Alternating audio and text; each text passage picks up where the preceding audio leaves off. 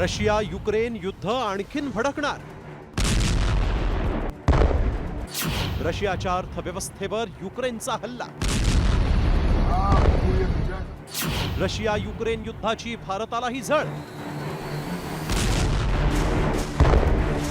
ही धडकी भरवणारी दृश्य आहेत जगातील सगळ्यात मोठ्या गॅस प्रक्रिया प्रकल्पाची.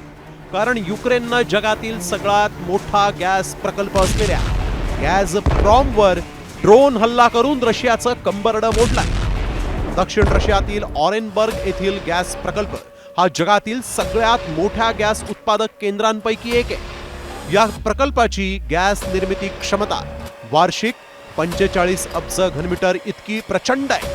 हा प्रकल्प कझाकस्तानच्या कराचगनाकमधून येणाऱ्या गॅस कंडेन्सेटवर प्रक्रिया करतो. तर रशियन सरकार गॅझप्रॉम कंपनीमार्फत हा प्रकल्प चालवतो. युक्रेनच्या हल्ल्यामुळे प्रकल्पाचं मोठं नुकसान झालंय.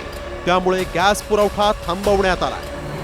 एका बाजूला युक्रेनच्या हल्ल्यानं रशिया घायाळ झाला, तर दुसऱ्या बाजूला युद्धखोर डोनाल्ड ट्रम्प यांनीही अखेरचा घाव घालत रशियाच्या रोसनेफ्ट आणि लुकॉइल या तेल उत्पादक कंपन्यांवर कठोर निर्बंध लादत रशियाला खिंडीत गाठलाय. तर ट्रम्प यांच्या या निर्णयामुळे भारतीय अर्थव्यवस्थेवरही टांगती तलवार आहे.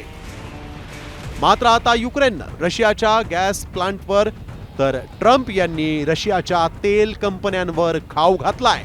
त्यामुळे स्वातंत्र्यापासून नैसर्गिक मित्रदेश असलेल्या रशियाकडून तेल खरेदी भारत सुरूच ठेवणार की अमेरिकेच्या दबावापुढे झुकून तेल खरेदी थांबवणार, याकडे आता जगाचं लक्ष लागलंय.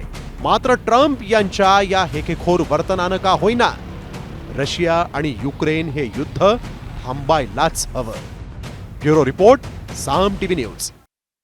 आता isakal.com आहे देशातील नंबर 1 ची मराठी न्यूज वेबसाईट.